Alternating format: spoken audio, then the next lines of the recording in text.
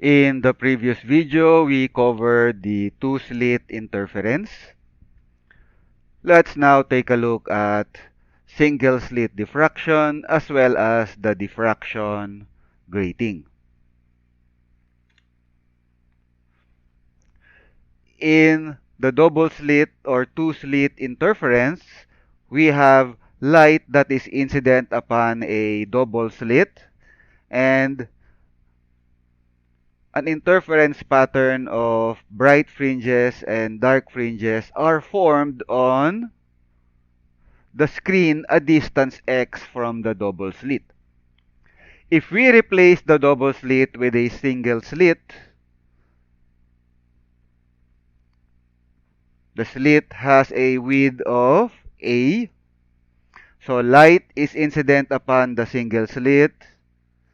Due to the diffraction of light, light will expand out into the space behind the single slit.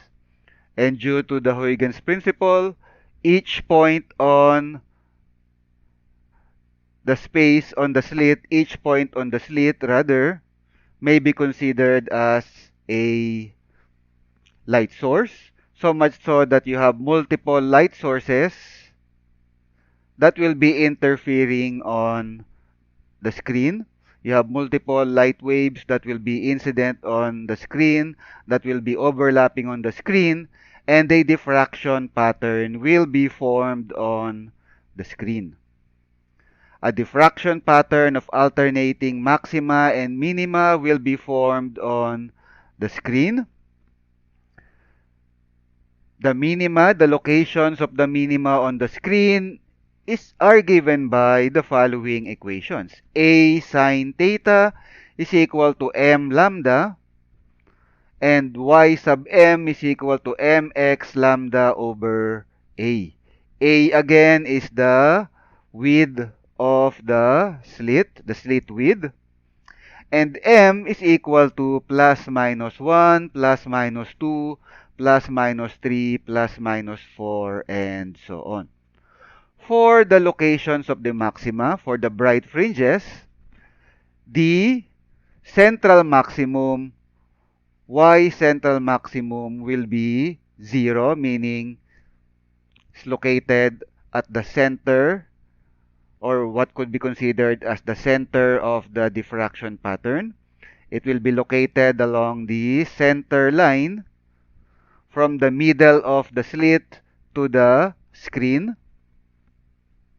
The other maximum locations, the other locations of the bright fringes is given by y maximum is equal to ym plus ym plus 1 minus ym over 2,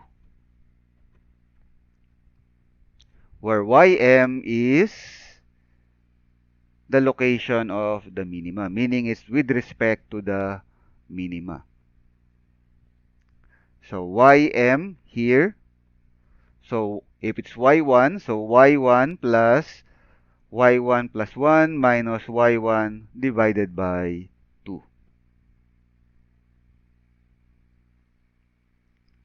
On the other hand, if we replace the double slit with a diffraction grating, a diffraction grating is basically a barrier that has multiple slits.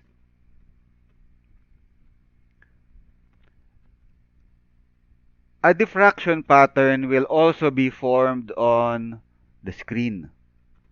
For the locations of the maxima on the screen, you have the following equations. D sine theta is equal to m lambda. Y sub m is equal to mx lambda over d, where m is equal to 0, 1, 2, 3, and so on. And then you also have delta theta hw is equal to lambda over nd cosine theta.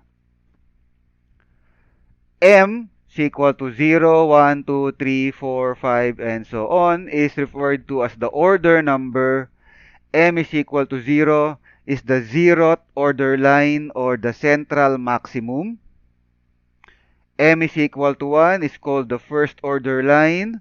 It doesn't matter whether it is on this side or on the other side of the screen. M is equal to 0, M is equal to 1, M is equal to 2, and so on. M is equal to 1 is referred to as the first order line. M is equal to 2 is referred to as the second order line. M is equal to 3 is the third order line, and so on. D is the slit to slit distance. So you have multiple slits. From one slit to the other, the distance between the middle of one slit to the middle of the next slit is the slit to slit distance D. Delta HW is referred to as the half width of the line. So if you look at the bright fringe, half of that bright fringe is the half width. Half of that bright fringe is delta theta HW. And capital N is the number of slits in the grating. So if there are 100 slits in the grating, N is equal to 100. And so on. The diffraction grating is very good at distinguishing the lines of light with very close values of wavelength. So if, for instance, if two beams of light are incident on the grating, so you have lambda 1 and then lambda 2,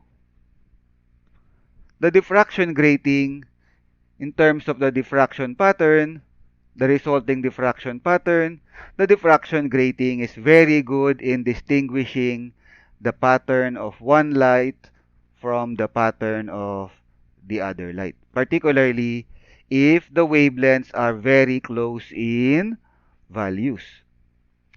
With the single slit diffraction and even with the two slit interference, they're not very good in distinguishing wavelengths with very close values.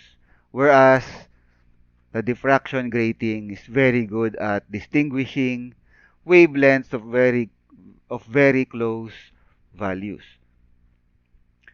We have the dispersion D is equal to M over D cosine theta is equal to delta theta over delta lambda.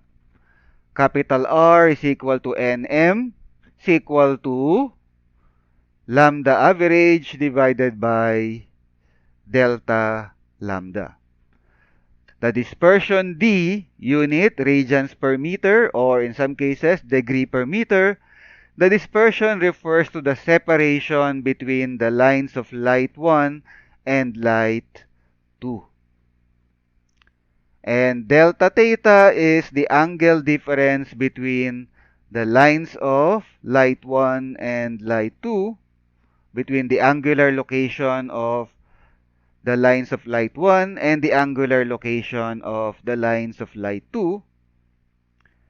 Delta lambda is the difference between the wavelengths, whereas lambda average is the average of the two wavelengths.